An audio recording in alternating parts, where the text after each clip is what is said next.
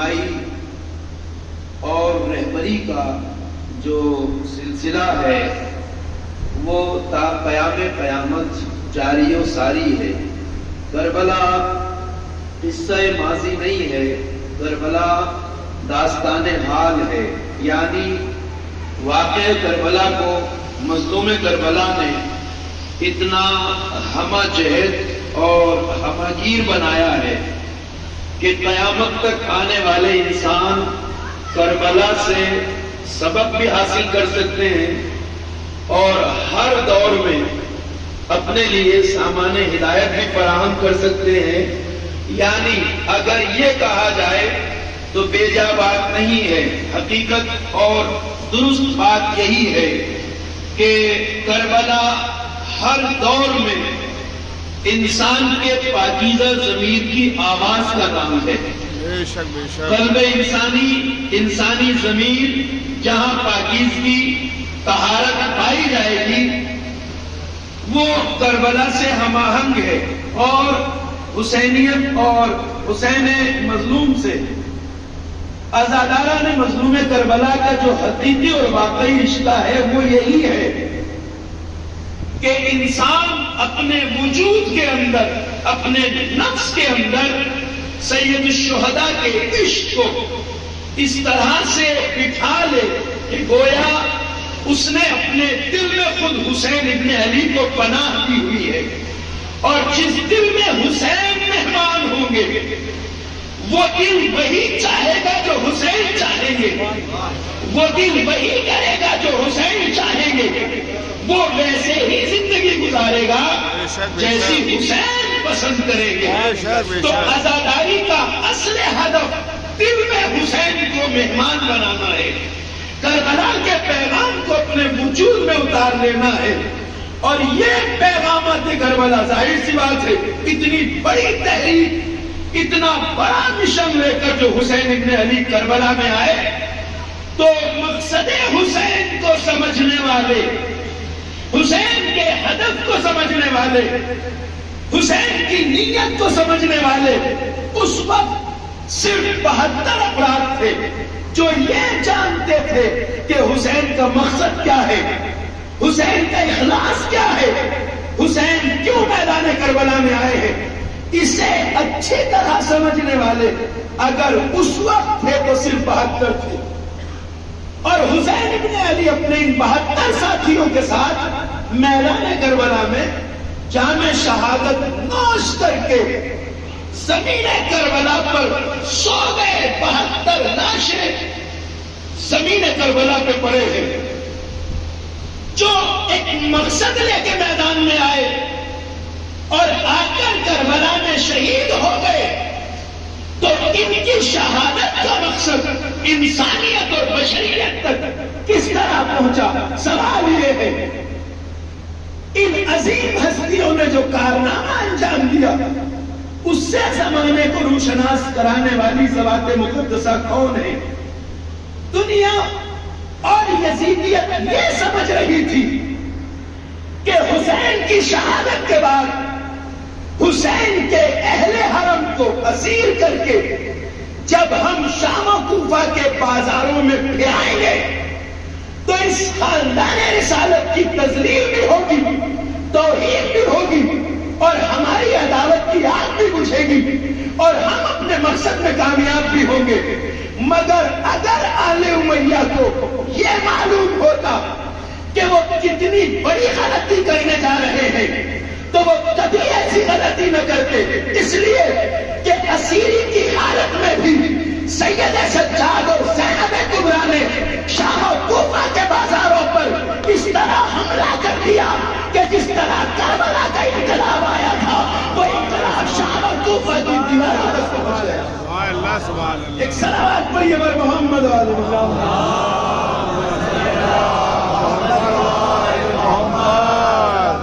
مقصد حسین اور انقلاب حسین کو شام و کوفہ تک لے جانے والی ذوات مقدسہ زینب کبریٰ اور سید سجاد علی ابن الحسین زین العابدین، وہ نوجوان بیٹا حسین کا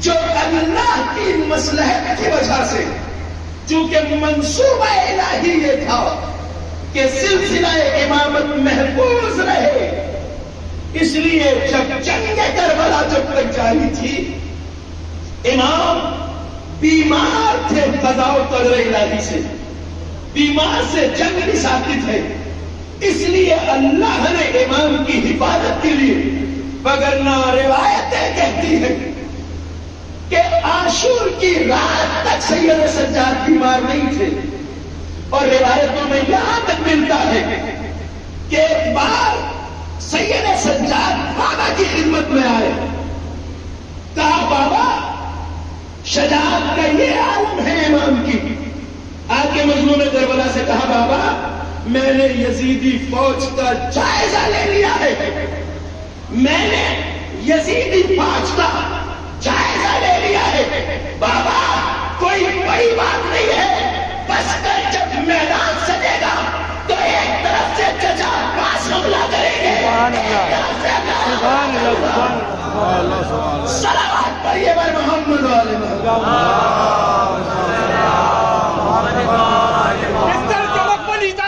اسے خوار کر دیا، جینا فرعون شام کا دشوار کر دیا، نیند اس کی باندھ کے زنجیر پا کے ساتھ سجاد نے یزید کو بیمار کر دیا، انگلیوں سے باوے خیبر کو اکھاڑ دے، اسے حیدر کہتے ہیں، اور جو ہتھکڑی لگے ہاتھوں سے یزید کے تخت کو الٹ کر رکھ دے اسے سید سجاد کہتے ہیں۔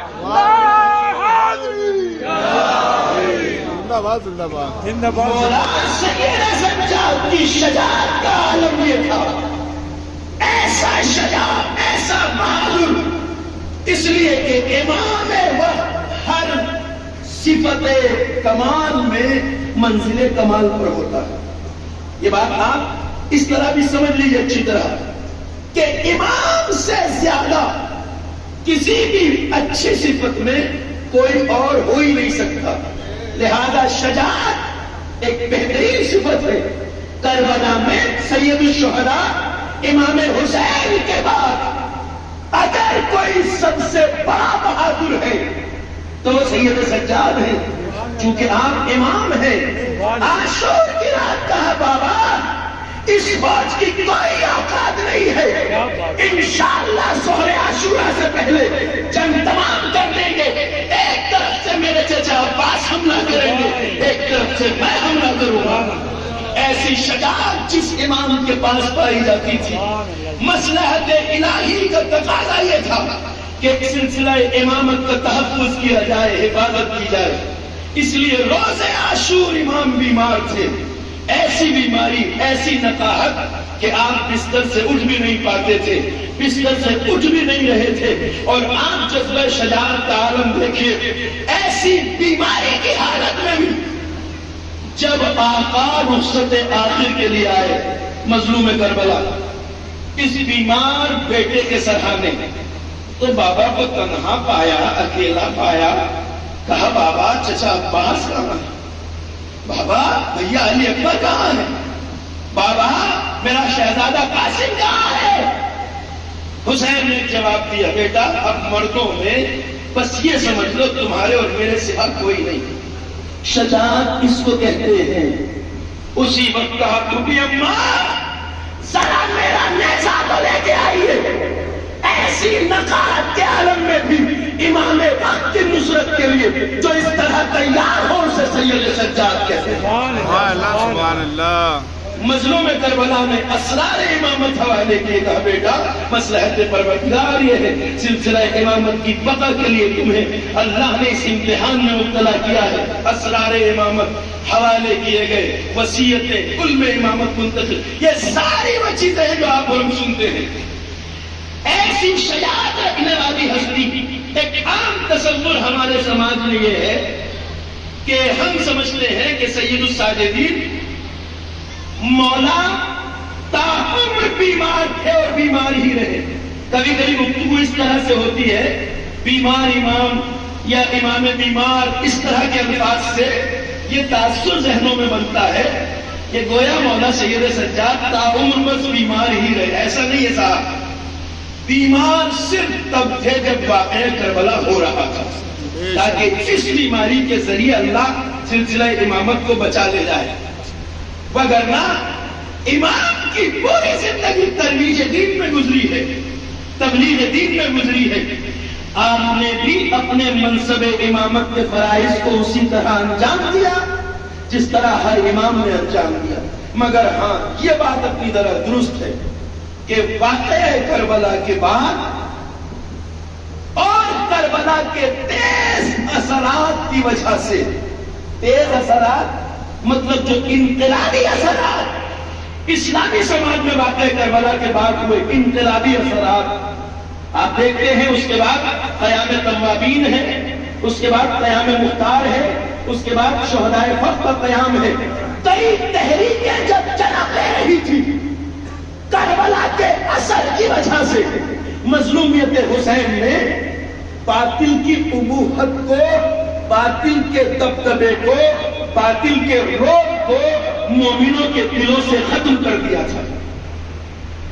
اب کوئی امت میں جہاں کربلا سے پہلے وقت کے یزیدوں کے سامنے جہاں کوئی سانس لینے والا نہیں تھا، اب کربلا نے ایسی ہمت عطا کر دی تھی، کربلا نے ایسا ولولہ عطا کر دیا تھا، کربلا نے ایسا جذبہ عطا کر دیا تھا کہ ملک کے مختلف حصوں میں تحریکیں اٹھ رہی تھی، قیام ہو رہے تھے. قیام توابین ہوا جو اپنے کیے پہ شرمندہ تھے اور جنہوں نے توابین کے عنوان سے قیام کیا کہ ہمارا افسوس کہ ہم نے حسین کا ساتھ نہیں دیا. قیام حضرت مختار، شہدائے فخر. اب ظاہر سی بات ہے سیاسی طور پہ اگر دیکھیں تو جس کربلا کی وجہ سے اتنے بڑے قیام ہو رہے ہوں تو اس کربلا کا جو حقیقی وارث ہے اس پر دشمن کی نظر سب سے زیادہ ہونی ہے. اس لیے کربلا کے بعد امام سجاد کی زندگی زیادہ سخت اور شدید پہروں میں گزری.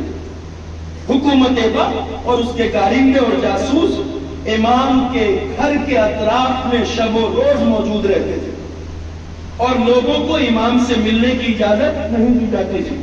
اس لیے کہ جس کربلا نے اتنا جوش بھر دیا ہو امت کے دلوں میں تو خود اس کربلا کا وارث اگر قیام کرنا چاہے، اگر لوگ اس سے ملے تو کتنی بڑی تحریک جنم لے سکتی ہے. اس لیے حکومت وقت کے شدید پہروں میں امام کے شب و روز گزرتے تھے. امام کا کام ہے انسانیت کے لیے سامان ہدایت فراہم کرنا. تو پھر امام نے اپنے کار امامت کو کس طرح پورا کیا؟ ذرا میرے بچے اور جوان جو خاص طور سے اس مجلس کو سن رہے ہیں ان سے میں یہ بتانا چاہتا ہوں کہ اس طریقے کو سمجھ لیجیے. جب اتنے شدید پہرے ہیں کربلا کے بعد، امام کی مدت امامت کربلا کے بعد 35 سال ہے. اس 35 سال میں وقت کی حکومتوں کا شدید پہرا ہے. امام سے لوگوں کو ملنے نہیں دیا جاتا ہے، پہرے میں ہے امام. حکومت کے جاسوس کارندے ہر طرف امام کے محاصرہ کیے ہوتے تھے. اس حالت میں امام نے اپنے فریضہ امامت کو کس طرح پورا کیا؟ ہر امام کا طریقہ تبلیغ الگ الگ رہا. اگر آپ ہمارے 12 معصومین کے 12 اماموں کے حالات زندگی کو پڑھیں گے، جیسا وقت تھا اسی کی مناسبت سے امام نے فریضہ امامت کی انجام دہی کا طریقہ نکالا. امیر المومنین کا 25 سال دور امامت جب آپ کو خلافت ظاہری سے محروم کر دیا گیا تو آپ نے کس طرح اپنا علم لوگوں تک پہنچایا، کس طرح دین کی حفاظت کی. گلے میں رسی ڈلوانا گوارا کر لیا مگر امت کے اندر انتشار اور اختلاف کو برداشت نہیں کیا. علی نے ابتدا اسلام میں پیغمبر کے بعد اسلام کا تحفظ کیا، فریضہ امامت کو انجام دیا.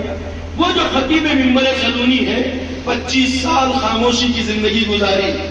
کبھی یہودی کے باغ میں پانی دے رہے ہیں، کبھی مردہ بنجر زمینوں کا سینہ چاک کر کے انہیں قابل کاش بنا رہے. امام نے کیا طریقہ اختیار کیا؟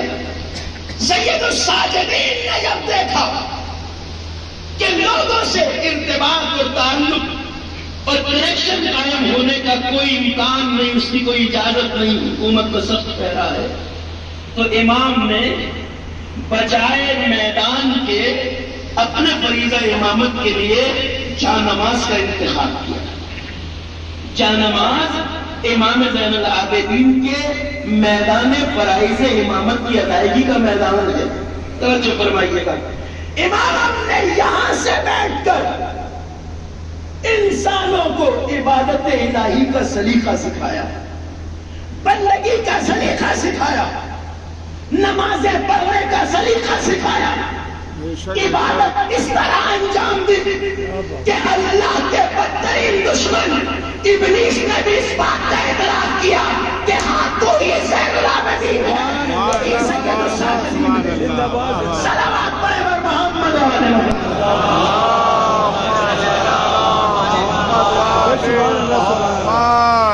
امام نے انتخاب جس جگہ کا کیا وہ ہے مصلی عبادت۔ امام نے فریضہ عبادتوں کو ادا کیا، نمازوں کو انجام دیا، دعائیں پڑھی امام نے۔ اور اب میں آپ کی خدمت میں عرض کروں کہ امام نے اپنے تمام ان علوم کو جو انسانیت تک پہنچانا ہے، امام کو، ہر امام کی ذمہ داری ہے۔ امیر المومنین کو 5 سال خلافت ظاہری میں منبر ملا، امام حسن کو گوشہ نشینی ملی، امام حسین نے اپنے دور میں فریضہ امامت انجام دیا، پھر کربلا ہوئی، امام زین العابدین نے مصلی کا انتخاب کیا۔ دعاؤں کے ذریعے آپ نے اپنے علم امامت کو بشریت تک پہنچایا۔ اور اب یہ ذرا سا وہ مقام ہے جس پر علماء، بزرگان دین اور ہمارے رہبران دین اس کو لے کر افسوس کا اظہار کرتے ہیں، کیونکہ امام نے جو دعائیں جانماز پر بیٹھ کر کی، جن میں اپنا علم رکھ کے چلے گئے امام تاکہ قیامت تک آنے والے انسان ہدایت لے سکیں، اس کتاب کا نام ہے صحیفہ سجادیہ۔ نام ہم آپ نے سنا ہے، مگر افسوس یہ ہے کہ ہم اس کے اندر جھانک کر نہیں دیکھتے ہیں۔ یہ خرابی ہے، یہ کمی ہے جسے دور ہونا چاہیے۔ اتنی عظیم کتاب ہے، زبور آل محمد کا لقب دیا گیا ہے۔ زبور آل محمد ایسی کتاب جس کے مفاہیم کتاب الہی سے ملتے جلتے ہیں، زبان امامت سے ترجمانی ہے، ہم نہیں پڑھتے، یہ افسوس ہے۔ جس طرح نہج بلاغہ متروک ہے، اس سے کہیں زیادہ مظلوم صحیفہ سجادیہ ہے۔ صحیفہ سجادیہ میں جوانوں اور بزرگوں، اس کی ایک وجہ یہ ہے کہ ہم اس کی طرف زیادہ نہیں جاتے۔ ہم نے یہ سمجھ لیا ہے کہ صحیفہ سجادیہ میں بس دعائیں ہیں، بس دعائیں ہیں۔ اچھا دعائیں اتنی ہیں کہ پھر کیا ضرورت ہے صحیفہ سجادیہ اٹھانے کی؟ لیکن آپ علماء کی، اگر میں زیادہ وقت نہیں ہے کہ میں ساری تفصیل بتاؤں، لیکن دعاؤں کے قالب میں، دعاؤں کے انداز میں امام نے اپنا علم امامت ہم تک پہنچایا ہے، اسی طرح جس طرح مولا علی نے منبر سے اور امام باقر نے مسند درس سے اور امام جعفر صادق نے اپنی یونیورسٹی کے ذریعے علم پہنچایا۔ سبحان اللہ، سبحان اللہ۔ امام زین العابدین نے دعاؤں کے ذریعے ہم تک علم پہنچایا۔ ہم چونکہ پڑھتے نہیں ہیں، گہرائی سے دیکھتے نہیں ہیں، یہ سمجھتے ہیں کہ بس اس میں تو دعائیں ہیں، یا اللہ مجھے یہ دے دے، یا اللہ مجھے یہ دے دے، یا اللہ مجھے اس سے بچا لے، یا اللہ مجھ سے اس کی۔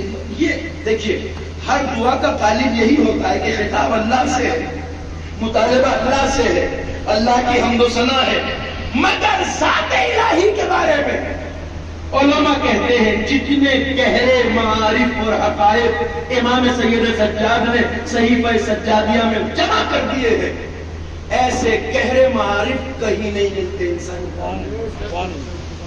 دنیا میں کوئی دعاؤں کی کتاب اتنی غنی نہیں ہے جتنی امام سجاد کی، امام کی سجاد کی یہ کتاب۔ اچھا اب دیکھیے، آپ آئیے، جس کتاب کو ہم صرف دعاؤں کی کتاب سمجھتے ہیں، دیکھیے بات تو یہ ہے نا، بس دعا کے طور پہ پڑھیں یا اس کو ریسرچ کے طور پہ لیں۔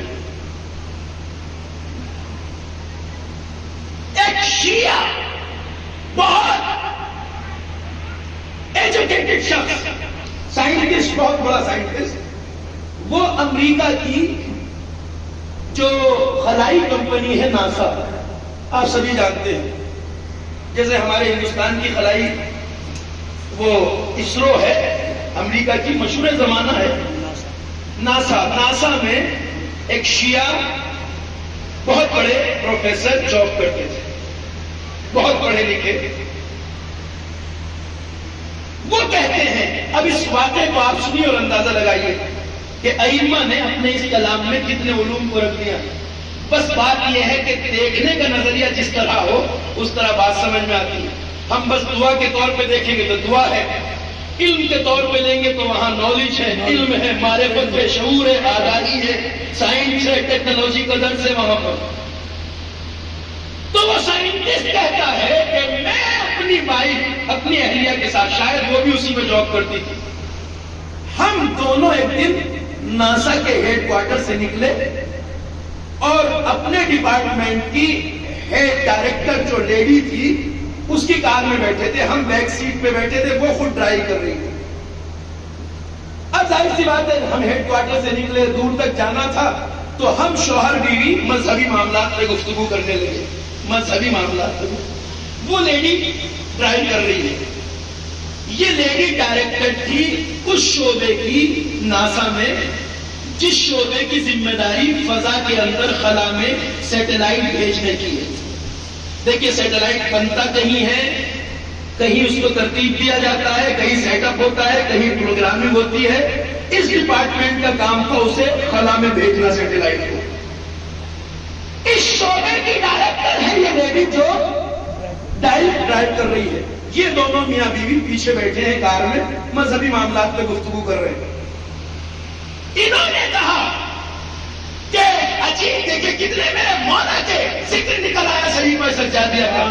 کہ ہم باتیں کر رہے تھے، میں نے اپنی اہلیہ سے کہا، بڑا مشہور واقعہ ہے، میں نے اپنی اہلیہ سے کہا امام نے اپنی ایک دعا کے فکرے میں یہ کہا ہے صحیح سجادیہ میں، سبحان الذی یعلم وزن النور والظلمات، پاکیزہ ہے وہ ذات جو نور کے وزن کو بھی جانتی ہے اور اندھیروں کے وزن کو بھی جانتی ہے.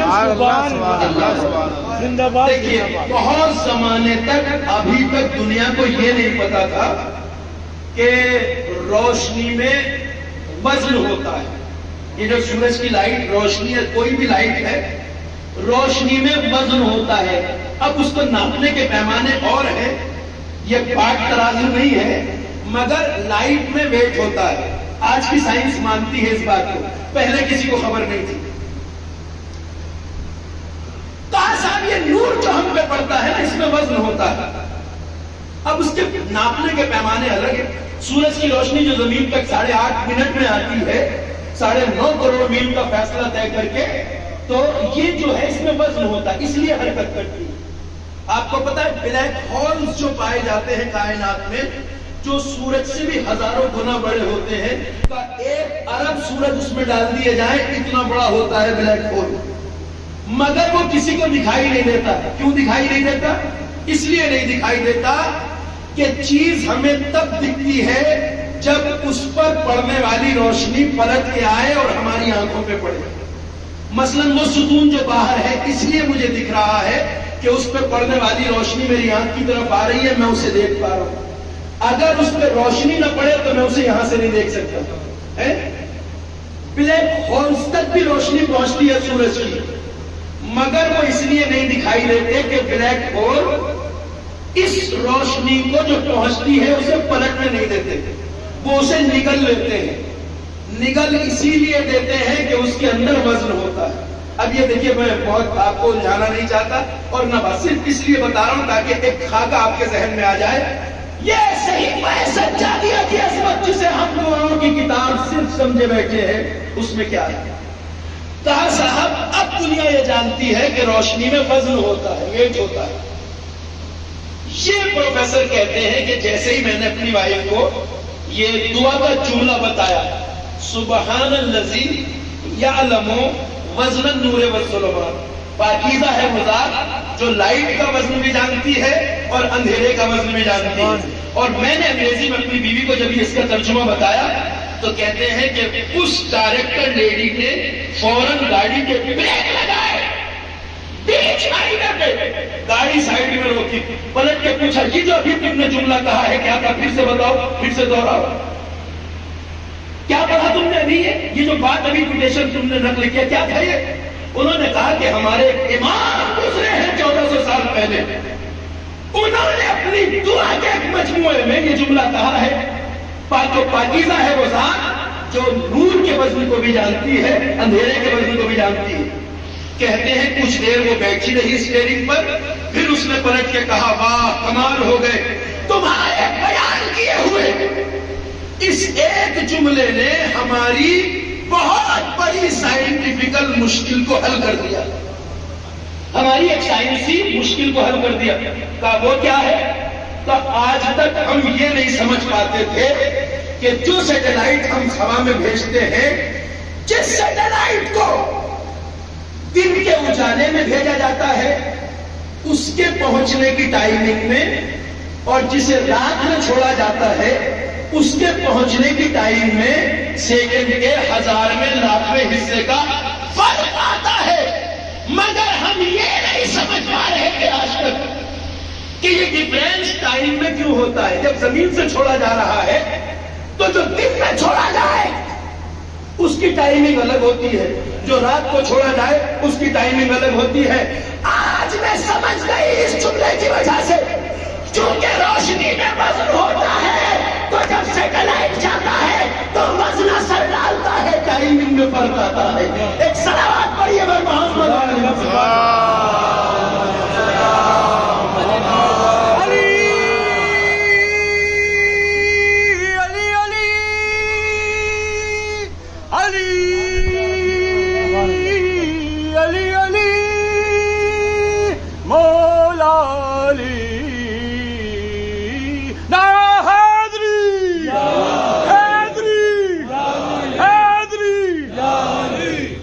چیز اگر کسی وزنی چیز کے سائے میں جا رہی ہو تو اس کی ٹائمنگ میں اثر ہوتا ہے. جو سیکنڈ کے 1000ویں حصے کا فرق اب تک آتا تھا ہم نہیں سمجھ پاتے تھے. اس ایک جملے سے وہ مسئلہ ہمارا حل ہو گیا کہ دن میں چونکہ سورج کی لائٹ پڑتی ہے تو اس کے اوپر اسپیڈ پہ اثر پڑتا ہے، رات میں وہ بات نہیں ہوتی. میں نے کہا جس کی دعا کا ایک جملہ اتنی بڑی سائنسی مشکل کو حل کر دے تو اگر کوئی پوری کتاب صحیح سجادیہ سے علم حاصل کرے تو اس کا علم کس منزل پہ ہوگا؟ ایک صلوات پڑھے پھر محمد اور محمد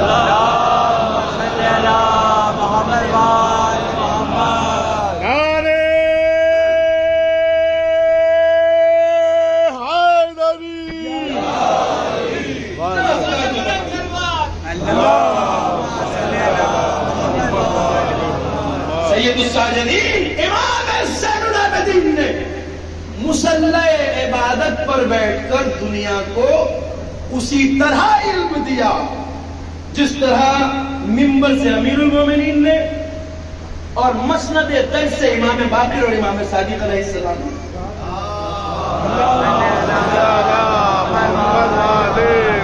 طریقہ الگ ہے چونکہ امام فریضہ امام ہے. اور یہ بھی اچھا ذہنوں میں یاد رکھیے گا کہ بس آپ کربلا میں بیمار تھے، ہمیشہ بیمار نہیں تھے.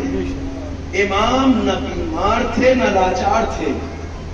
اس لیے یہ تصورات اصل میں کبھی نوحوں کی کیفیت جب آتی ہے اس میں لاچار بیمار اس طرح کے الفاظ سے تھوڑا حزن پیدا ہوتا ہے.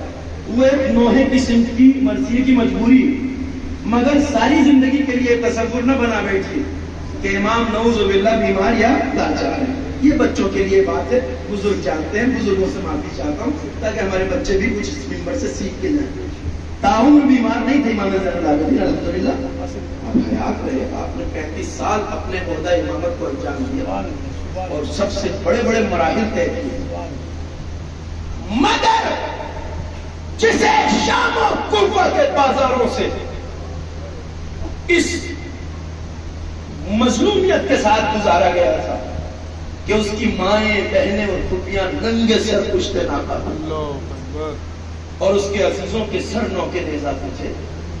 دشمن یہ چاہتا تھا کہ رسوا کرے، اور آل محمد جانتے تھے کہ اس خالق عزت نے ہر چیز کا اختیار لوگوں کو دیا ہے، مگر عزت کا اختیار اپنے ہاتھ میں رکھا، کیونکہ اس نے کہا وَتُعِزُّ مَن تَشَاءُ وَتُذِلُّ مَن تَشَاءُ، وہ جسے چاہتا ہے عزت دیتا ہے، جسے چاہتا ہے رسوا کرتا ہے۔ سبحان اللہ سبحان اللہ۔ جنہیں ننگے سر پھرایا گیا وہ عزت کے بلند والا مقام دبائے گئے، جنہوں نے در در پھرایا وہ ذلت اور رسوائی کے گڑھوں میں دفن ہوئے۔ انتظام الہی ہے، آج ان کی قبر کا نشان نہیں ملتا۔ کیا بات ہے، زندہ باد۔ اور آل محمد کے دروازے پہ انسانیت کا سر چکا ہے۔ یہ سید الشہداء اور مظلوم کربلا کے پیغام والے امام کی جو زندگی شہر مدینہ میں ہے، ایسی ہیبت اللہ نے امام کو عطا کی، مرتبہ، ایسی عزت، ایسی شان کہ خلفائے بنی امیہ، شہنشاہان عرب و عجم، ان کے سامنے پونے نظر آتے تھے، پونے نظر آتے تھے۔ جس عزت کو پامال کرنے کے لیے انہوں نے اپنا سب کچھ لگا دیا، وہ خود رسوا ہو گئے، مگر ائمہ کی محبت مومنوں کے دلوں میں۔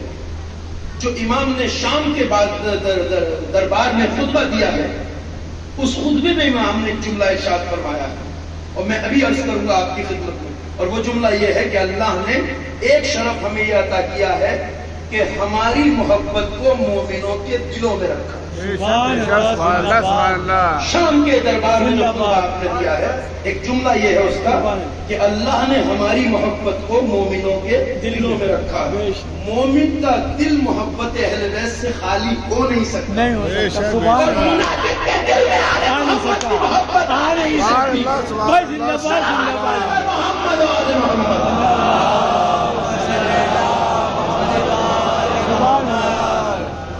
تو امام کے لیے جو ملتا ہے مدینے میں، لوگ اتنا احترام امام کا کرتے تھے کہ جہاں سے امام گزر جاتے تھے لوگ ادب سے ہاتھ جوڑ کے کھڑے ہوتے تھے۔ یہ نہ شاہوں کو حاصل تھا نہ شہنشاہوں کو۔ ہاں، روایت کہتی ہے ایک دن بنی امیہ کا خلیفہ وقت حشام ابن عبد الملک ملعون، جس کا نام امام کے قاتل میں ہے، حج کے لیے مکہ آیا، اور آپ جانتے ہیں امام نے تقریباً اپنی حیات طیبہ میں الازائد 52 حج امام نے انجام دیا، اور جس اونٹ پر یہ حج آپ نے انجام دیے ہیں، شہادت کی رات مولا نے اپنے فرزند امام باقر کو بلا کے کہا میرے لال یہ میری زندگی کی آخری رات ہے، اور دیکھو میرے بعد اس اونٹ کا بہت خیال رکھنا، چونکہ میں نے اس کے اوپر 52 حج انجام دیا۔ جانوروں کے حقوق تک کا خیال رکھنے والی، انسانوں کے حقوق کے بارے میں کتنی حساس ہے، ہمیں سیکھنا ہوگا اس بات۔ تو امام اس موقع پر آپ بھی حج کے لیے تشریف لے گئے تھے۔ روایت کہتی ہے کہ خلیفہ وقت ہونے کے باوجود، بنی امیہ کا مقتدر خلیفہ ہونے کے باوجود، حشام ابن عبد الملک بار بار کوشش کر رہا تھا کہ حجر اسود تک پہنچ جائے، مگر حاجیوں کی اتنی بھیڑ تھی کہ جب آگے بڑھتا تھا پھر ریلا آتا تھا، پھر اسے دھکیل کے پیچھے کر دیا جاتا۔ کئی بار اس نے کوشش کی حجر اسود تک پہنچ جائے، مگر کوشش کرتا تھا، گھستا تھا آگے کی طرف، بھیڑ کو چیرتا ہوا، پھر کوئی ریلا آتا تھا، یہ پھر دور چلا جاتا تھا۔ آخر تھک کے یہ ایک جگہ بیٹھ گیا، حجر اسود تک نہیں پہنچ سکا، ایک جگہ بیٹھ گیا، وہاں اس کے مصاحبین جو ساتھ آئے تھے، چمچے سب آگے پیچھے، درباری سب ساتھ کھڑے ہو گئے۔ اتنے میں کیا دیکھتا ہے کہ امام تشریف لائے، اور جیسے ہی آپ حجر اسود کی طرف بڑھے تو یہ دیکھ کر اس کی حیرت کی انتہا نہ رہی کہ مجمع کائی کی طرح ہٹتا چلا گیا اور امام حجر اسود تک سیدھے پہنچ گئے. صلوات پڑھیے بر محمد.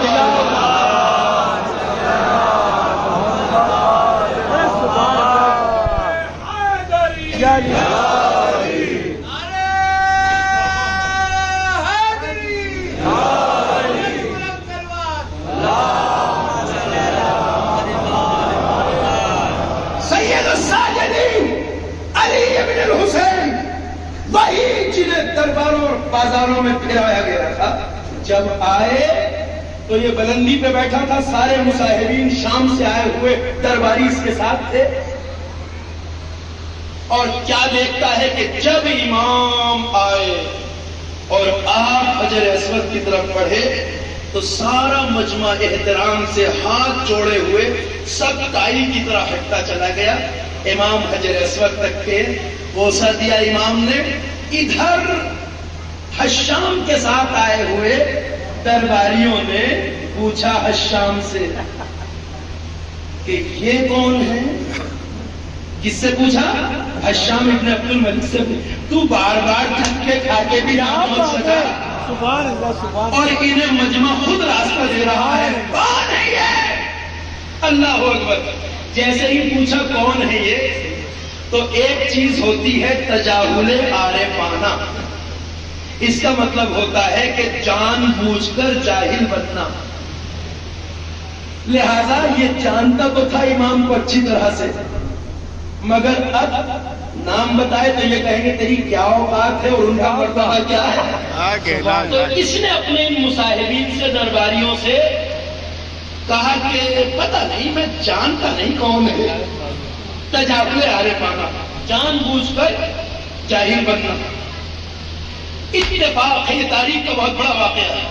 اتفاق ہے کہ جہاں یہ کہہ رہا تھا میں نہیں جانتا، وہیں پر دروازہ اہل بیت کا ایک اداکار شاعر اہل بیت فرزدق موجود تھا. فرزدق کا نام آپ نے سنا؟ فرزدق وہی کھڑا تھا حشام کے قریب. جیسے ہی اس نے دیکھا کہ یہ کہہ رہا ہے میں نہیں جانتا کون ہے، اللہ اکبر. عاشق آل محمد چپ نہیں رہ سکتا، ظالم کے سامنے چپ نہیں رہ سکتا. یکایک حشام نے انسانی تاریخ کا سب سے عظیم قصیدہ پڑھا اور وہ قصیدہ فی البدیع تھا. یہاں بہت سے شعراء صاحبان نظر موجود ہیں، آپ سب کو پتا ہے. فی البدیع پہلے سے لکھ کے نہیں لائے تھے، وہی کھڑے کھڑے قصیدہ کہا. سبحان اللہ سبحان اللہ. اس قصیدے کو مشہور علماء نے ذکر کیا. اب سنیے فرزدق کا لہجہ. حاکم بیٹھا ہے، امام کے بارے میں کہہ رہا ہے کون ہے میں نہیں جانتا. چاہنے والے نے قصیدہ شروع کیا، تو نہیں جانتا تو کیا ہوا. سبحان اللہ سبحان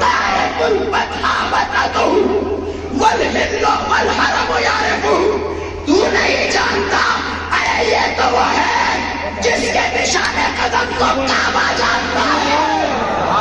سبحان اللہ. یہ وہ ہے جس کو کعبہ پہچانتا ہے، جسے مینا پہچانتا ہے، جسے حل و حرم پہچانتا ہے، جس کے نشان قدم کو خانہ کعبہ سلامی کرتا ہے. سبحان اللہ. اور ایک طویل قصیدہ امام کا پڑھا فرزدق نے. ظالم کا روح سیاہ ہو گیا اور اسے کہتے ہیں وہ شجاعت جو آل محمد کے چاہنے والوں نے یہاں. بڑا طویل بہت خوبصورت قصیدہ. حاضر لذیذ تو کہہ رہا ہے نہیں جانتا، یہ تو وہ ہے جس کے نشان قدم کو کعبہ پہچانتا ہے، یہ تو وہ ہے جسے مینا پہچانتا ہے، یہ تو وہ ہے جسے صفا پہچانتا ہے، یہ وہ ہے جسے زمزم پہچانتا ہے، یہ وہ ہے جسے مقام ابراہیم سلام کرتا ہے.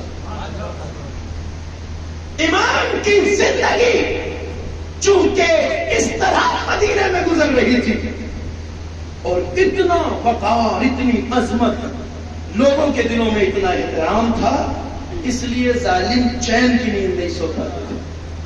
کیونکہ سید الساجدین وہی تو ہے کہ جو شام و کوفہ کے بازاروں میں اپنی فتح کا اعلان کر کے کربلا والے جیت کیسے گئے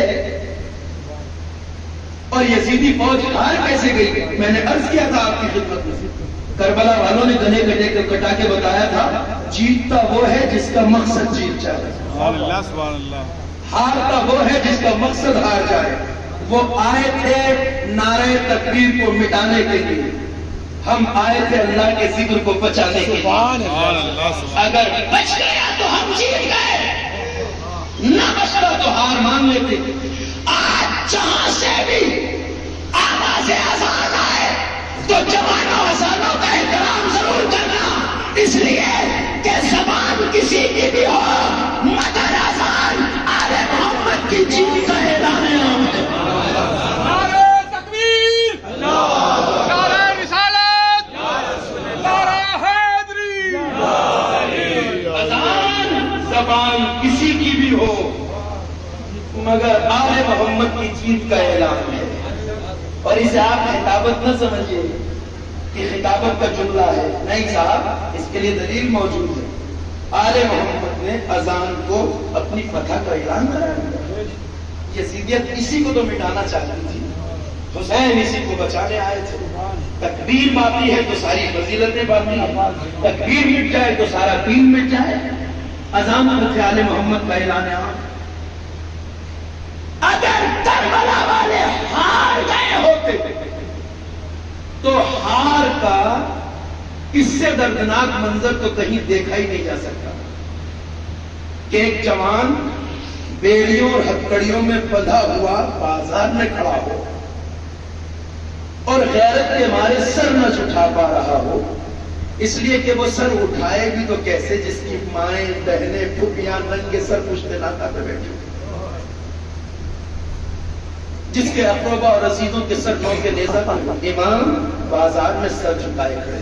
دردناک منظر ہے نا، مگر اس منظر میں بھی مولا کو اپنی جیت کا کیسا یقین تھا، سبحان اللہ سبحان اللہ، اللہ کے وعدہ عزت پہ کتنا یقین تھا۔ تاریخ کہتی ہے کہ شام کا ایک شخص اسی بازار میں سید سجاد کے پاس آیا، بیڑیوں میں بندھے کھڑے ہیں مولا، اور وہ شامی آ کے یہ پوچھتا ہے کہ سید سجاد یہ بتاؤ کہ تم کربلا کی جنگ میں جیتے یا ہارے؟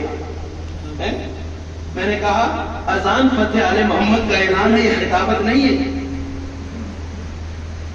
جو بازار میں سر نہیں اٹھا رہا تھا اس نے کمال فتح مندی سے سر اٹھایا، چونکہ اب وہ اعلان کرنا تھا جو کربلا کی عظمت کو بیان کرنے والا۔ کیا کہا؟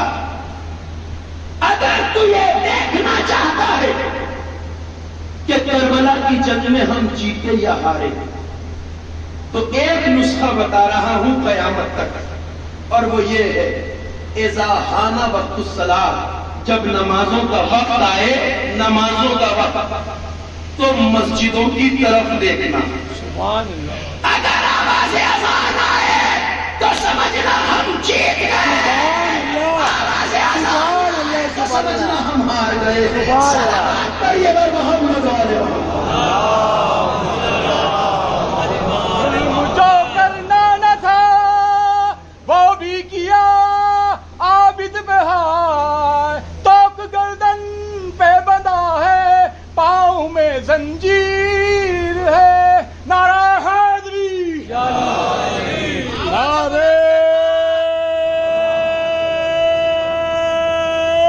حیدری۔ توجہ فرما رہے ہیں؟ یہ امام کا وہ جواب ہے جو قیامت تک باقی رہنے والا ہے۔ سبحان اللہ سبحان اللہ، جب تک مسجدوں سے آواز اذان بلند ہوتی رہے گی، منارہ مسجد کسی کا بھی ہو، گلدستہ اذان کسی کا بھی ہو، مسجد کے باہر کسی بھی فرقے کا بورڈ لگا ہو، مگر اذان اگر کہہ رہا ہے تو حسین کی جیت کا اعلان کر رہا ہے۔ میں نے یہ بات کبھی کہی ہے اور یہ بات میں آپ کو ابھی اس لیے بتانا چاہتا ہوں کہ یہ قابل غور ہے کہ اللہ نے حسین کی جیت کے اعلان کے لیے ایسا اہتمام کیا کہ کہ جو اہتمام کسی بھی اعلان کے لیے نہیں کیا گیا. ہمارے بچے اس بات کو اچھی طرح سمجھ لیں گے، بزرگ تو جانتے ہی ہیں. زمین کے اوپر ہر آواز کا سلسلہ ٹوٹتا ہے، مگر اکیلی ایک چیز ہے جس کی آواز کا سلسلہ زمین پر ایک سیکنڈ کے لیے بھی نہیں ٹوٹتا، وہ ہے آواز اذان. جزائر سماٹرا سے جب سورج اٹھتا ہے تو غروب تک امریکہ کے آخری کونوں میں غروب کر کے پھر سماٹرا سے اٹھتا ہے. زمین پر ایک سیکنڈ بھی ایسا نہیں آتا جب کہیں نہ کہیں اذان نہ ہو رہی ہو. اللہ نے کہا حسین تو نے اپنا سب کچھ مجھے دے دیا، میں بھی قادر مطلق ہوں. جب تک کائنات رہے گی زمین پر ہر سیکنڈ تیری جیت کا اعلان ہوتا رہے گا. صلوات پڑھو محمد و آل محمد.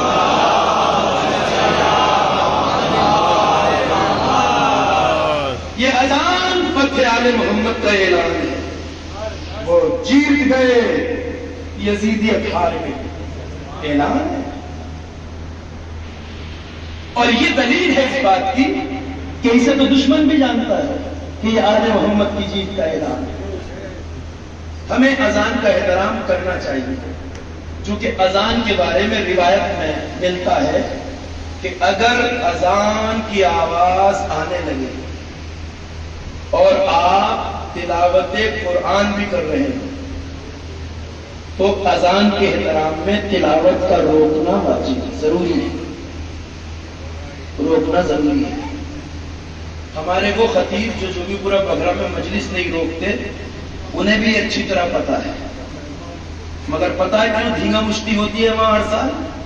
کچھ لوگ اذان کو دیکھتے ہیں، کچھ مجلس کو دیکھتے ہیں، کچھ خطیب کو دیکھتے ہیں، ہر سال اختلاف جھگڑا. اور خطیب کیوں نہیں رک رہا؟ اس لیے نہیں کہ اسے پتہ نہیں ہے کہ اذان کا احترام آل محمد کی نظر میں کیا ہے، پتہ ہے، مگر اتنی دیر سے جو پسینہ بہا رہا ہے، مجلس چل رہی ہے ٹاپ پہ، اگر 2-3 منٹ رک جائے گا تو مجلس پھر بیٹھ جائے گی. دین کے لیے نہیں، اپنی مجلس کے لیے نہیں رکتا ہوگا. یہ اختلاف ہر سال ہوتا ہے. بلکہ بعض تو خطیب ایسے بھی ہیں جو اذان کی توہین میں یہ تک کہتے سنے گئے ہیں. میں یہ ایسا والا جملہ بتا رہا ہوں جو بہت ہلکا ہے، اس سے بھی بدتر کہے کہ یہ مکروہ آواز کہاں سے آنے لگی. نعوذ باللہ، خاکم بدے. ایسے افراد کو اللہ عقل اور شعور عنایت فرمائے. اذان فتح آل محمد کا اعلان عام ہے. اچھا صاحب، ہم کتنے بڑے بھی خطیب ہو جائیں، اس خطیب سے بڑے ہو سکتے ہیں جو شام کی مسجد میں منبر پہ بیٹھا تھا، خون کے پیاسوں کو خطاب کر رہا تھا، سید الساجدین. بھائی امام نے اپنا خطبہ روکا یا نہیں روکا؟ اور یزید نے اذان دلائی ہی اس لیے تاکہ امام خطبہ روک دے. اس کا مطلب یہ ہے کہ یزید بھی جانتا ہے کہ آل محمد کی نظر میں اذان کا احترام کتنا ہے. سبحان اللہ، سبحان اللہ. تو ایسا نہیں ہو سکتا کہ ہم نہ جانتے ہیں. بھائی اس نے اذان ہی کا سہارا کیوں لیا تھا؟ اسے پتا تھا کہ اس خطبے کو کوئی نہیں روک سکتا، جو کہ شجاعت کے ساتھ خطابت کا بہتا ہوا یہ سیلاب آج عصر یزیدی کو بہا کے جو لے جانے والا ہے، اسے ایک ہی چیز روک سکتی ہے اور وہ ہے آواز اذان. چونکہ اسے پتا ہے آل محمد کی نظر میں اذان کا احترام کیا ہے. تو امام تو خطبہ روک دیں اور عوام تقریر نہ روکیں، کتنی عجیب بات ہے. تو اس لیے تھوڑا سا شعور اور معرفت بیدار ہونا ضروری ہے. ٹائم اس طرح سے سیٹ کریے کہ ٹکراؤ نہ ہو کسی بھی طرح سے. میں نے کہا کہ بھائی دیکھیے امام بھی کہہ سکتے تھے اچھا وہ تو وقت پہ ہو رہی ہے اذان، وہ تو بے وقت کی تھی، وہاں تو بے وقت کی تھی نا. امام کہہ سکتے تھے تو بے وقت کی ہے، امام کہہ سکتے تھے تو یزید دلا رہا ہے، مگر خطبہ روک کے بتا دیا کہ اذان چاہے کوئی یزیدی دے رہا ہو مگر ہماری جیت کا اعلان ہے. سبحان اللہ، سبحان اللہ. اذان کا احترام دنیا کو کرنا سکھایا آل محمد نے. چاہے کوئی یزیدی دے رہا ہو اذان، مگر حسین کی جیتتا ہے نا۔ اور شاید سید سجاد کو اذان دلا کے یزید بھی یہی کہنا چاہتا تھا کہ سجاد میں اقرار کرتا ہوں کہ تم جیت گئے، ہم ہار گئے۔ غرض جب مسجد میں آئے امام تو یزید کے غلبے اور ظاہری طور پر کربلا میں شہدائے کربلا کو قتل کر دینے کی خوشی میں جشن تھا، مسجد میں شامل تھا، مجمع جمع، اور یزید نے پہلے سے خطیب کو طے کر رکھا تھا، بتا رکھا تھا کہ آج کیا کرنا۔ لہذا یہ دور وہ تھا کہ جب امام بھی زندان سے مسجد میں آ جاتے تھے، گلی میں امام تشریف لائے، بیٹھے ہوئے ہیں، جیسے ہی امام آ کے بیٹھے یزید نے اس خطیب کو اشارہ کیا، وہ ممبر پر آیا اور اس نے آ کے خطبہ دینا شروع کیا۔ خطبے میں امیر المومنین اور مظلوم کربلا امام حسین کی شان میں بدترین گستاخیاں اس نے کی، یزید اور اس کے باپ اور آل امیہ کی تعریفیں اور فضیلتیں بیان کرنا شروع کی۔ جیسے ہی اس نے بیان کرنا شروع کیا، فاتح خیبر کے لال کو چلان آ گیا۔ میں نے کہا امام لاچار نہیں ہوتا، اگر لاچار ہوتے تو نہ بولتے، مگر صاحب اختیار تھے، یزیدیت سے گھبرائے نہیں۔ جہاں خود یزید بیٹھا ہو اس بزم میں امام نے للکار کے کہا، ایھا الخاطب، منبر پہ بیٹھ کر بولنے والے خطیب، تجھ پر پائے ہو کہ تو نے ایک آدمی کو خوش کرنے کے لیے اللہ کو ناراض کر دیا۔ ایک آدمی کو خوش کرنے کے لیے دیکھیے یزید کی موجودگی میں لہجے میں یہ کاٹ، یہ تب، یہ طاقت ایک امام وقت ہی ہو سکتا ہے۔ تو نے ایک آدمی کو خوش کرنے کے لیے اللہ کو ناراض کر دیا۔ پروردگار تیرا ٹھکانہ جہنم قرار دے۔ ایسی طاقت سے امام نے للکارا کہ اس خطیب کی زبان بند ہو گئی، خاموشی سے ممبر سے نیچے اتر آیا۔ مجمع سناٹے میں بیٹھا ہے، ممبر خالی ہے۔ اب امام نے کہا، ایھا یزید، اے یزید، اگر تو مجھے اجازت دے تو میں ان لکڑیوں پہ جا کے کچھ کہوں۔ اللہ اکبر۔ آج امام نے یہ بھی بتا دیا کہ ہر لکڑی سے بنی ہوئی چیز ممبر نہیں ہوتی۔ جہاں سے آل محمد کی عدالت کا سبق دیا جائے وہ ممبر نہیں، لکڑیوں کا ڈھیر ہوتا ہے۔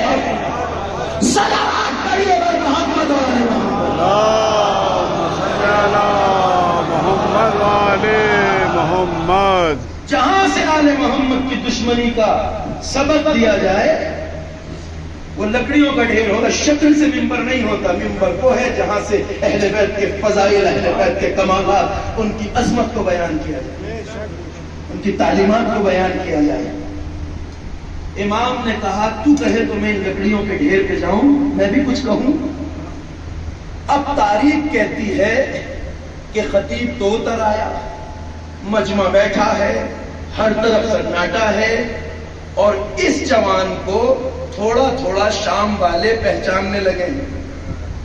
انہیں بہت کچھ نہیں پتا، مگر اتنا پتا ہے کہ یہ قیدی بنی ہاشم میں سے ہے، اور بنی ہاشم کی فصاحت دنیا عرب میں مشہور تھی۔ تو یہ ہوا کہ امام نے جب کہا تو یزید کو چپ بیٹھا رہا، بولا نہیں چاہتا تھا امام ممبر پہ جائیں، اجازت نہیں دی۔ مگر جتنا مجمع بیٹھا تھا انہوں نے سب نے کہنا شروع کیا، یزید اس جانے ممبر پہ، دیکھیں کیسے بولتے ہیں۔ بنی ہاشم کی فصاحت کے بڑے چرچے سنے ہیں۔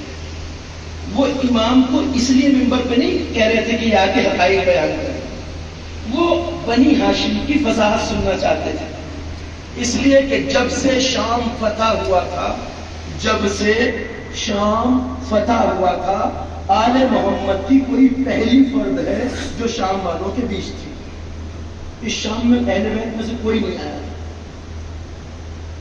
تقریباً 46 سال ہو چکے تھے بنی امیہ کو یہاں حکومت کرتے ہوئے، اور انہوں نے ایک نسل کو آل محمد کی عداوت اور دشمنی میں پالا تھا، اور یہ صرف آل امیہ کے ہی ذریعے دین کو پہچانا تھا، چونکہ انہوں نے بتا رکھا تھا کہ ہم قریش ہیں اور محمد بھی قریش ہیں، ہم محمد کے رشتہ دار ہیں، پیغمبر کے رشتہ دار اصل میں ہم ہیں، شام والے یہ جانتے تھے۔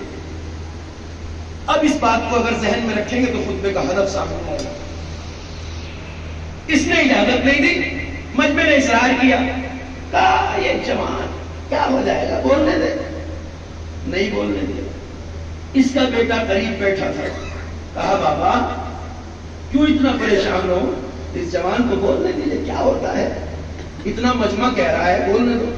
بیٹے کی فرمائش، یزید نے اپنے بیٹے سے کہا کہ نادان احمق، تجھے خبر نہیں ہے کہ یہ بنی ہاشم کا ہے، یہ وہ ہے جنہیں بچپن سے پھٹی میں علم و دانش سکھایا جاتا ہے۔ قسم خدا کی اگر یہ منبر پہ گیا تو یہ تب تک نہ اترے گا جب تک آل امیہ کا منہ کالا نہ کر دے گا۔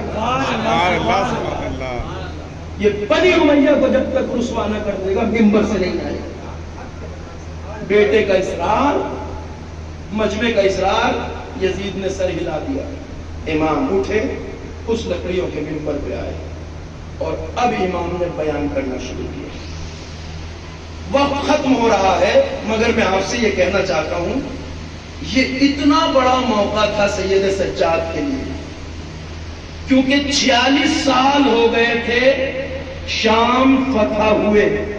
اس 46 سال میں شام کے لوگوں نے بنی امیہ کے علاوہ کسی کو نہیں دیکھا تھا، اور پیغمبر اکرم کے سچے رشتہ دار بس یہی تھے ان کی نظر میں۔ آل علی، اولاد علی سے نفرت ان کے دلوں میں پیدا کی گئی تھی۔ آج امام منبر پہ آئے، بنی ہاشم کا پہلا فرد، خاندان رسالت کا پہلا فرد ہے، بہت بڑا موقع ہے، لہٰذا میرے امام نے بھی خطبہ دینا شروع کیا۔ میں بس چند جملے کہوں گا، بات کو منزل تمام کی طرف لاؤں گا۔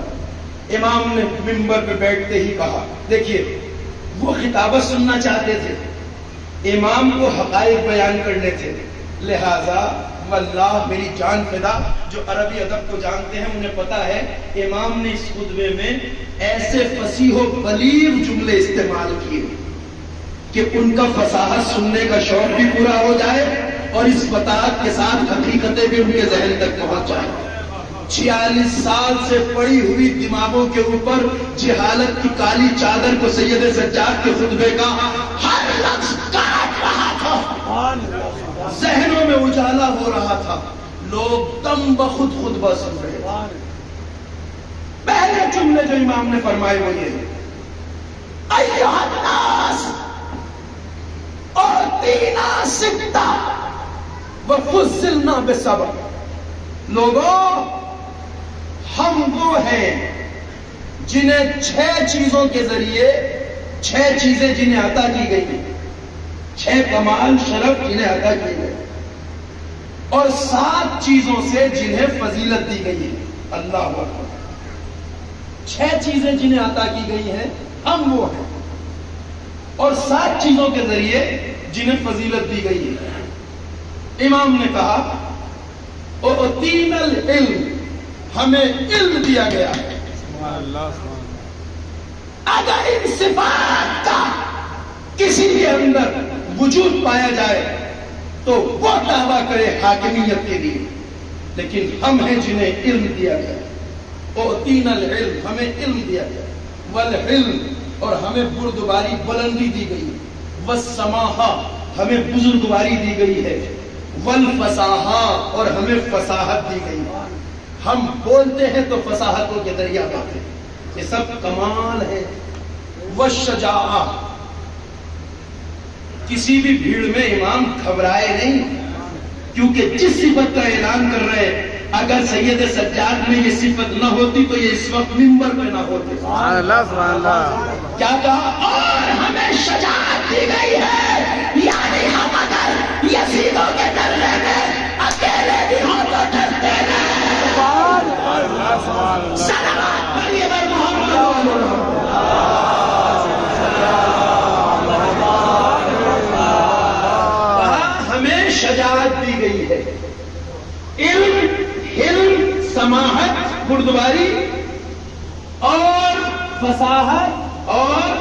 شجاعت، 5 چیزیں، 6 چیزیں دی گئی ہیں، چھٹی چیز وہی ہے جسے میں نے پہلے بتا دیا ہے، والمحبت فی قلوب المومنین۔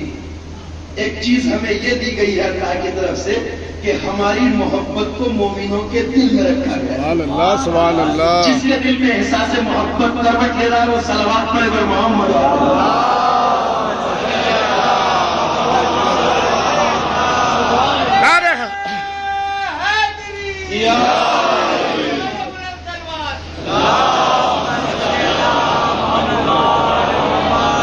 والمحبت فی قلوب المومنین، ہماری محبت کو مومنوں کے دلوں میں ڈالا گیا ہے۔ کوئی مومن ایسا نہیں ہے جس کے دل میں ہماری محبت نہ ہو، اور مومن وہی ہو سکتا ہے جس کے دل میں آل محمد کی محبت ہو۔ 6 چیزیں ہمیں عطا کی گئی ہیں۔ پھر امام نے فرمایا وَفُضِّلْنَا، اور ہمیں فضیلت یہ بخشی گئی ہے کہ ہم میں سے ہی ہیں وہ جو محمد مصطفیٰ ہیں۔ سبحان اللہ، سبحان اللہ۔ محمد مصطفیٰ اللہ کے چنندہ منتخب پیغمبر ہم میں سے ہیں۔ اب یہ مجمع حیرت سے دیکھ رہا ہے، یہ کون ہے، یہ کون ہے؟ آل امیہ کی 46 سال کی محنتیں ایک جملے سے دھراشائی ہو رہی تھی۔ ہم وہ ہیں کہ جن میں سے محمد مصطفیٰ سبحان اللہ۔ وَمِنَ الصِّدِّيقِ، امت اسلام کا صدیق اکبر ہم میں سے ہے علی ابن ابی طالب۔ صلوات پڑھے گا محمد کے حرام دودھ پہ پلنے والوں، جو دشمنی ہے تمہیں علی اور حسین سے، فرصت ملے تو پوچھو اپنے والدین سے۔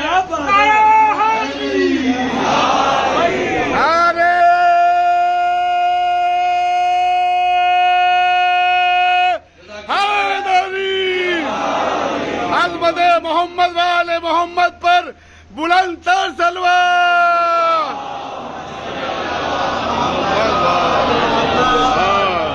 صدیق اکبر ادھر ذہن ضرور جائے گا، بعد میں القاب کے چوروں نے جو کچھ کیا ہے تاریخ میں، سبحان اللہ، سبحان اللہ۔ مگر امت کا صدیق اکبر زبان پیغمبر سے بس ایک ہے، وہ ہم میں سے ہے علی ابن ابی طالب۔ اور صدیق اکبر ہم میں سے ہے۔ پھر فرمایا وَمِنَ الطَّيَّارِ، وہ جسے جنت میں اللہ نے 2 پرواز کے لیے پر دیے ہیں، جعفر طیار ہم میں سے ہے۔ جعفر طیار ہم میں سے ہے۔ پھر فرمایا وَأَسَدُ اللَّهِ وَأَسَدُ رَسُولِ اللَّهِ، اور اللہ اور رسول اللہ کا شیر حمزہ سید الشہداء ہم میں سے ہے۔ حمزہ ہم میں سے ہے، وہی حمزہ، اسی کا ذکر منبر سے ہو رہا ہے، شام کے منبر سے، جس کا کلیجہ اسی یزید کی دادی نے چبایا تھا۔ لعنت بے شمار۔ ملنا وہ جعفر طیار، وہ سید الشہداء حمزہ ہم میں سے۔ ہمیں 7 چیزوں کے ذریعے فضیلت دی گئی۔ پھر فرمایا وَمِنَّا سَيِّدَةُ نِسَاءِ الْعَالَمِينَ، جو تمام کائنات کی سردار ہے عورتوں کی۔ اللہم صلی علی محمد وآل محمد۔ فاطمہ زہرا صدیقہ کبریٰ ہم میں سے ہے۔ وَسِبْتَ هَذِهِ الْأُمَّةِ، اور اس امت کے 2 نواسۂ رسول حسن اور حسین، سیدہ شباب اہل الجنہ، جنت کے جوانوں کے سردار ہم میں سے۔ امام نے یہ جملے ارشاد فرمائے، فصاحت و بلاغت کا دریا بہ رہا ہے، حقائق کو ذہنوں تک لے جا رہا ہے۔ اب امام نے فرمایا من عرفنی فقد عرفنی، سنو، تم میں سے جو مجھے جانتا ہے وہ جانتا ہے، اور جو نہیں جانتا وہ معرفہ نفسی۔ تو میں بتاتا ہوں میں کون ہوں۔ اب میں بتاتا ہوں میں کون ہوں۔ اللہ اکبر۔ 46 سال سے بنی امیہ کے بنے ہوئے جال جو ذہنوں پہ کسے ہوئے تھے، ذہنوں پہ پڑی ہوئی کالی چادر جہالت کی، سید سجاد کی تقریر کے خطبوں سے کٹ رہی تھی، ذہن بیدار ہو رہے تھے۔ یہ جوان یہ تو بیڑیوں میں جکڑا ہوا آیا تھا، یہ تو قیدی ہے، یہ کہہ کیا رہا ہے، یہ کون ہے؟ ہمیں تو نہیں بتایا گیا۔ جو نہیں جانتا میں بتاتا ہوں میں کون ہوں۔ پھر امام نے کہا، اب دیکھیے فرض تک کا خطبہ یاد قصیدہ یاد کیجیے۔ اب امام نے منبر سے کہا،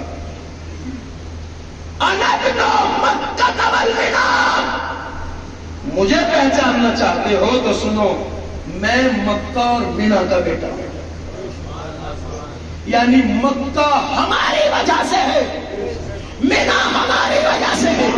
انا ابن زمزم والصفا، میں زمزم اور صفا کا بیٹا ہوں۔ اگر زمزم پاکیزہ ہے تو وہ ہماری وجہ سے، اگر صفا و مروہ کی عزت باقی ہے تو ہماری وجہ سے۔ انا ابن الصفا والمروہ۔ اور امام کا خطبہ جاری ہے۔ پھر امام نے فرمایا خطبہ دیتے دیتے، انا ابن محمد المصطفیٰ، سنو میں محمد مصطفیٰ کا بیٹا ہوں۔ شام کی مسجد حیرت کے سمندر میں غوطے کھا رہی تھی۔ یہ جوان کیا کہہ رہا، ہمیں تو نہیں بتایا گیا یہ کون ہے؟ محمد مصطفیٰ کا بیٹا ہے، نواسہ رسول، جنہیں باغی بتایا گیا تھا، جنہیں خارجی بتایا گیا تھا، وہ منبر سے کہہ رہا میں محمد مصطفیٰ کا بیٹا، دین ہمارے گھر سے چلا ہے، شریعت ہمارے گھر سے چلی ہے۔ مجمع حیرت سے دیکھ رہا ہے، انا ابن محمد ابن مصطفیٰ۔ پھر فرمایا انا ابن علی المرتضی، میں علی مرتضی کا بیٹا۔ ہر ذات کا جو ذکر کیا امام نے خطبے میں، پہلے اس کی فضیلتیں بیان کی۔ وقت نہیں ہے، میں اس تفصیل کی طرف نہیں جا سکتا۔ میں اس کا بیٹا ہوں جسے آسمانوں پہ لے جایا گیا، میں اس کا بیٹا ہوں جس کے ساتھ جبریل سدرۃ المنتہا تک پہنچا، میں اس کا بیٹا ہوں جو قاب قوسین اور ادنیٰ کی منزلوں تک پہنچا، میں اس کا بیٹا ہوں جس کا نام محمد مصطفیٰ، میں علی مرتضیٰ کا بیٹا ہوں۔ مجمع حیرت سے دیکھ رہا ہے۔ پھر فرمایا انا ابن فاطمہ الزہرا، میں فاطمہ زہرا کا بیٹا ہوں۔ اللہ اکبر۔ مجمع ایک دوسرے کی طرف دیکھ رہا ہے، یہ جو فاطمہ زہرا کا بیٹا کرے، فاطمہ وہی جو محمد مصطفیٰ کی بیٹی ہے، یہ نواسہ ہے رسول کا، یہ فاطمہ کا لال ہے۔ اللہ اکبر۔ انا ابن محمد المصطفیٰ، انا ابن علی المرتضیٰ، انا ابن فاطمہ الزہرا، میں فاطمہ زہرا کا بیٹا ہوں۔ اب کہا انا ابن الحسین الشہید بکربلا، میں اس حسین کا بیٹا ہوں جسے کربلا میں تڑپا تڑپا کر ذبح کیا۔ بس اسی منزل پر شام کی مسجد ایسے چیخ و پکار سے بھر گئی کہ روایت کہتی ہے کہ لوگ اپنے سر دیوار سے ٹکرا ٹکرا کے رونے لگے۔ یہ ہمارے شہر میں جنہیں رسیوں میں باندھ کے لایا گیا، جنہیں بے مکنا چادر لایا گیا، جنہیں اس طرح اسیر کر کے لایا گیا، یہ نبی ذاتیہ ہے، یہ محمد مصطفیٰ کا گھرانہ ہے۔ شام بدل رہا تھا، سجاد کا خطبہ ذوالفقار حیدر کرار کا کام کر رہا تھا۔ یزید نے ماحول پلٹتا دیکھا، مؤذن کو اشارہ کیا، مؤذن گلدستے پہ گیا، اذان دینا شروع کی۔ اللہ اکبر۔ ممبر سے بیٹھ کے جنہیں خارجی کہا جا رہا تھا، اس امام نے کہا میں اپنے جان، اپنے جسم، اپنے لہو، اپنے ہر اس کے بدن کی گواہی دیتا ہوں کہ اللہ ایک ہے۔ اللہ اکبر کہا مؤذن نے، اس نے کہا اشہد ان لا الہ الا اللہ۔ امام نے کہا میرے بدن کا رواں رواں گواہی دیتا ہے کہ بے شک لا الہ الا اللہ اللہ ہے۔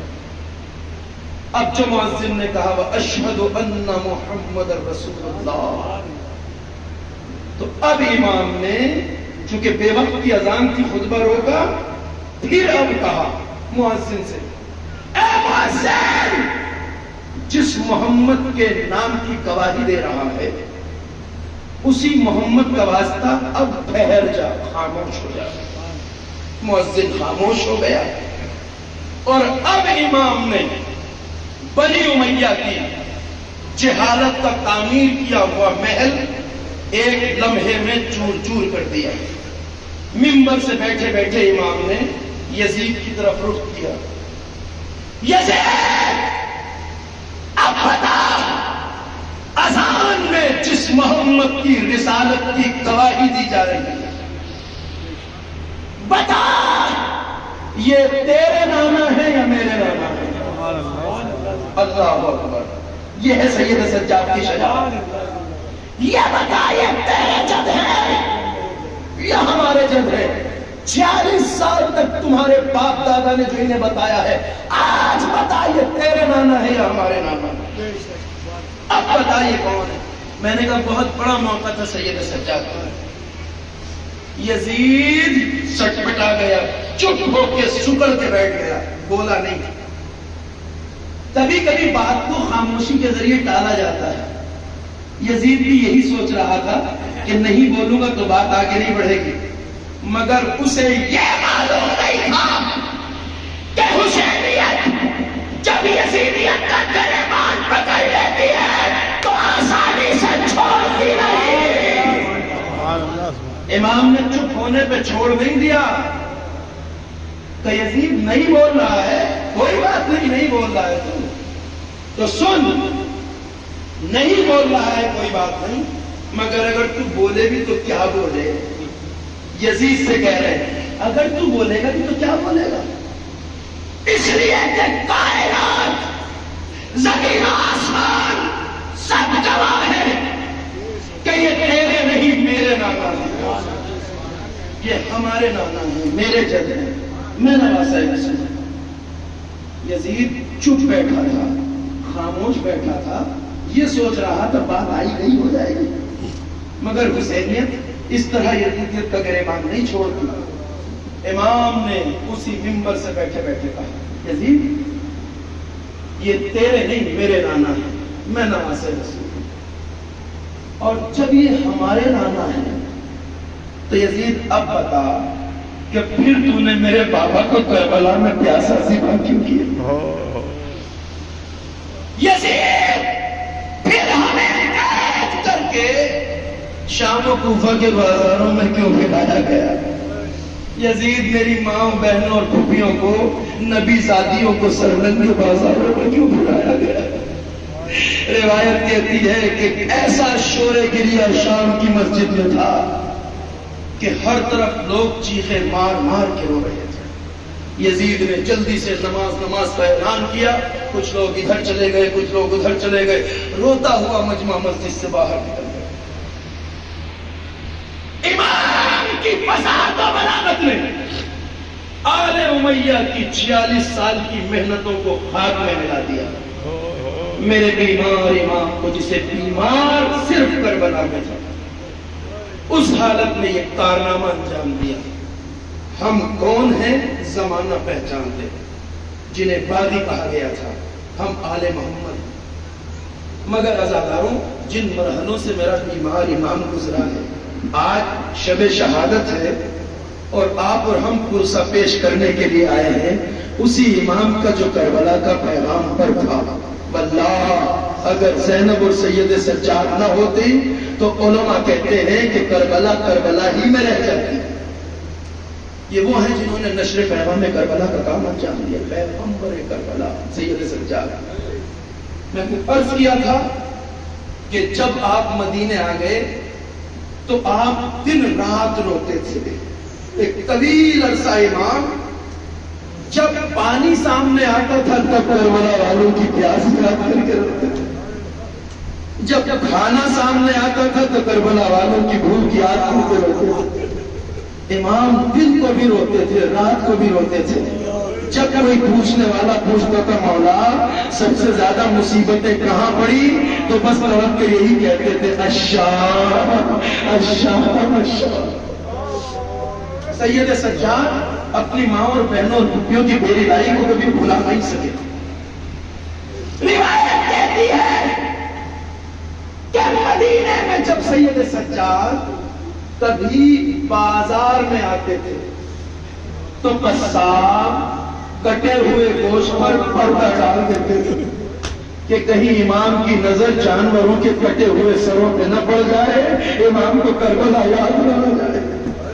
عزاداروں بس پرسے کے لیے آمادہ ہو جائیے، مسائل کے چند فکرے کہوں گا۔ تابوت کی زیارت کرنا ہے، اس مظلوم کا تابوت ہے جس نے اپنے بابا کے لاشے کو زمین میں دفن پڑے دیکھا۔ بازار میں جب آتے تھے تو قصاب کٹے ہوئے گوشت پر پردہ ڈال دیتے تھے کہ امام کو کربلا یاد نہ آ جائے۔ کربلا کا پیغام سید سجاد نے اس طرح پہنچایا۔ روایت کہتی ہے کہ جب امام بازار سے گزرتے تھے تو سارا بازار امام کی طرف دیکھتا تھا۔ ہر روز بازار میں نہیں آتے تھے مولا۔ فرزند رسول، مدینے کا سب سے افضل ترین انسان، مدینہ ہی نہیں کائنات کا سب سے افضل ترین نواسہ رسول، اتنی بڑی شخصیت جب بازار میں آتی تھی مدینے کے، تو روایت کہتی ہے سب کی توجہ امام کی طرف ہوتی تھی۔ سب دیکھتے تھے آج نواسہ رسول بازار میں آئے ہیں۔ مولا جب بازار سے گزرتے تھے لوگ دکانیں چھوڑ چھوڑ کر امام کو دیکھتے تھے اور اپنی طرف آنے والی ان توجہات کا رخ میرے مولا کربلا کی طرف موڑ دیتے تھے۔ سب دیکھ رہے ہیں اور امام کیا کرتے تھے؟ امام بیچ بازار میں جب یہ دیکھتے تھے کوئی قصاب جانور کو ذبح کرنے کے لیے لے جا رہا ہے رسی پکڑے ہوئے، تو امام اس قصاب کا راستہ روک کے پوچھتے تھے بھائی تیرا کیا ارادہ ہے؟ اس جانور کو کہاں لے جا رہا ہے؟ دیکھیں سارا بازار دیکھ رہا ہے، سب کا دھیان امام کی طرف ہے۔ امام اس دھیان کو کربلا لے جاتے تھے۔ قصاب کیا ارادہ ہے؟ جانور کہاں لے جا رہا ہے؟ وہ ادب سے سر جھکا کے کہتے تھا مولا میں اس جانور کو ذبح کرنے کے لیے لے جا رہا ہوں۔ اچھا بھائی ذبح کرنے لے جا رہا ہے؟ کہاں مولا؟ تو امام ایک سوال کرتے تھے بھائی یہ بتا کیا تو نے اس جانور کو پانی پلا لیا ہے؟ تو وہ قصاب ہاتھوں کو جوڑ کے کہتا تھا مولا ہم قصاب ہیں مگر ہمارا طریقہ یہی ہے، ہم کسی جانور کو تب تک ذبح نہیں کرتے جب تک اسے پانی نہ پلا لے۔ بس جب اتنا سنتے تھے تب کربلا کا رخ کرتے تھے، کہتے تھے میرے مظلوم بابا آج ایک قصائی جانور کو پیاسا ذبح نہیں کرتا، ہائے آپ کو کربلا میں پیاسا ذبح کر دیا گیا۔ اور پھر روایتیں کہتی ہیں امام بھی روتے تھے اور سارا بازار روتا تھا، سارا بازار روتا تھا۔ ہر مقام پہ امام کو کربلا یاد آ جاتی تھی، ہر جگہ پہ امام کو کربلا یاد آ جاتا تھا۔ روایت کہتی تھی پانی کو دیکھ کر مولا اتنا روتے تھے کہ اتنے آنسو پانی میں گرتے تھے کہ وہ خالص پانی نہیں رہ جاتا تھا۔ روایت ہے کہ ایک دن امام کا ایک چاہنے والا امام کے بیت الشرف کے قریب سے گزر رہا تھا۔ جب وہ گزر رہا تھا تو اس نے دیکھا بالا خانے کی چھت سے پرنالے سے پانی کے کچھ قطرے گر رہے ہیں۔ وہ قطرے جب لباس پہ گرے تو یہ دروازے پہ آیا اور دبل بات کیا۔ کنیز نے دروازہ کھولا، کہا کیا بات ہے؟ کہا مجھے بس اتنا پوچھنا ہے کہ میرا لباس نماز کا ہے، یہ جو پانی اوپر سے گر رہا ہے یہ پانی پاک ہے نا؟ جیسے ہی اتنا کہا کنیز نہ بجھے، کیا سوچ رہے ہو؟ یہ پانی بس پانی نہیں ہے، ارے یہ وہ پانی ہے جس میں تیرے امام کے آنسو ملے ہوئے۔ جب سے میں نے وضو کے لیے پانی لے جا کے رکھا ہے مولا پانی کو دیکھتے جاتے ہیں روتے جاتے ہیں، دیکھتے جاتے ہیں روتے جاتے ہیں۔ کبھی اکبر کو یاد کر کے روتے ہیں، کبھی اسرا کو یاد کر کے روتے ہیں، کبھی محمد کو یاد کر کے اجرکم اللہ مجلس تمام ہو رہی ہے۔ مظلوم کربلا امام چھت پہ بیٹھے ہیں، وضو کے لیے مگر جب سے پانی رکھا ہے دیکھتے جاتے ہیں روتے جاتے ہیں، دیکھتے جاتے ہیں، اتنے آنسو گرے ہیں اس پانی میں۔ چاہنے والا تھا، تڑپ گیا، ہم اور آپ ہوتے تو ہم بھی شاید یہی چاہتے۔ تنیز سے ہاتھ جوڑ کے کہا ذرا آقا سے کہو مجھے اپنی خدمت میں آنے کی اجازت دے، میں اپنے مولا کے پاس جانا چاہتا ہوں۔ اجازت ملی، بالا خانے کی چھت پہ وہاں آیا جہاں امام بیٹھے وضو فرما رہے تھے، پانی سامنے رکھا تھا، امام روتے تھے اور گریا کرتے تھے۔ جب اس نے امام کو روتے دیکھا خود بھی چیخیں مار کے رونے لگا۔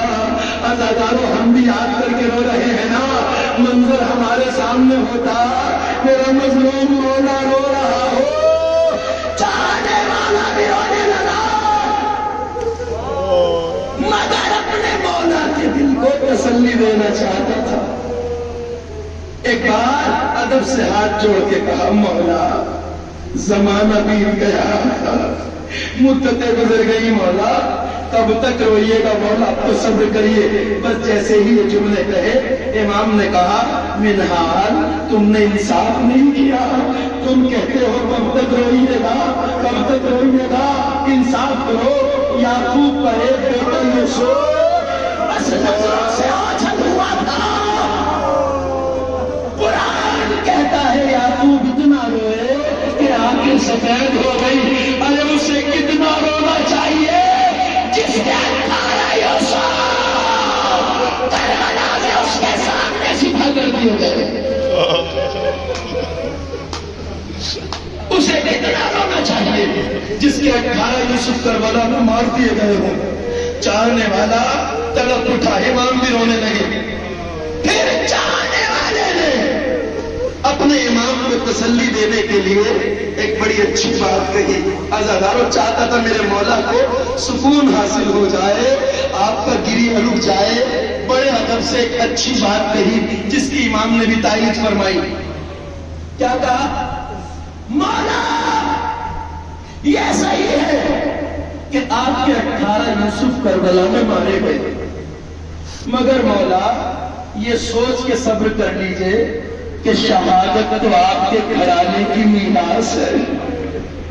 بس عزادارو جیسے ہی اس نے اتنا کہا امام نے کہا یہ تم نے بڑی اچھی بات کہی، یہ صحیح کہا، شہادت ہمارے گھرانے کی میراث ہے، میں شہادت پہ صبر کر لیتا، مگر منال شہادت ہمارے گھر کی میراث ہے، مگر جوان بہنوں اور پھوپھیوں کو ننگے ساتھ بازاروں میں پھرانا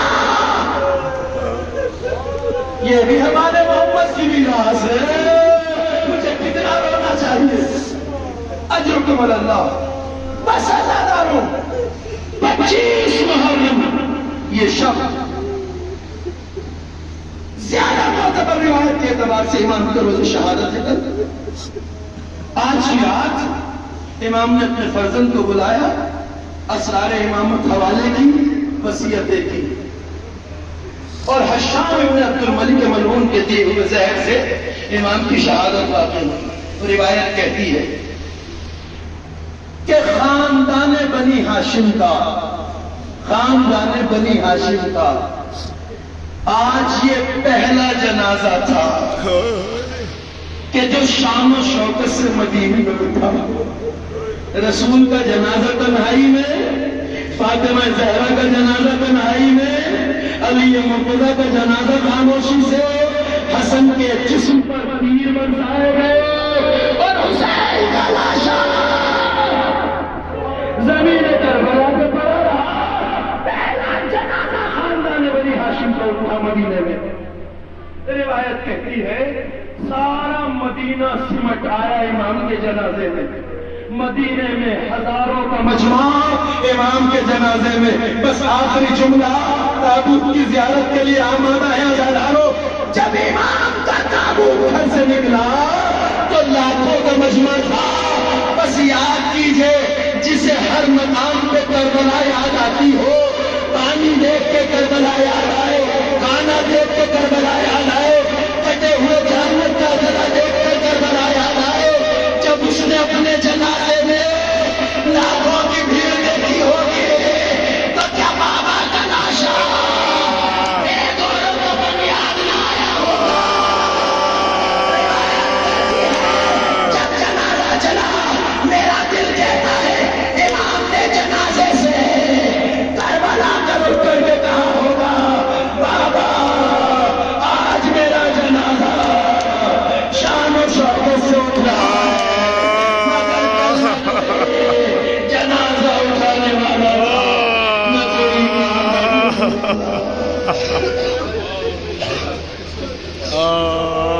ماتم حسین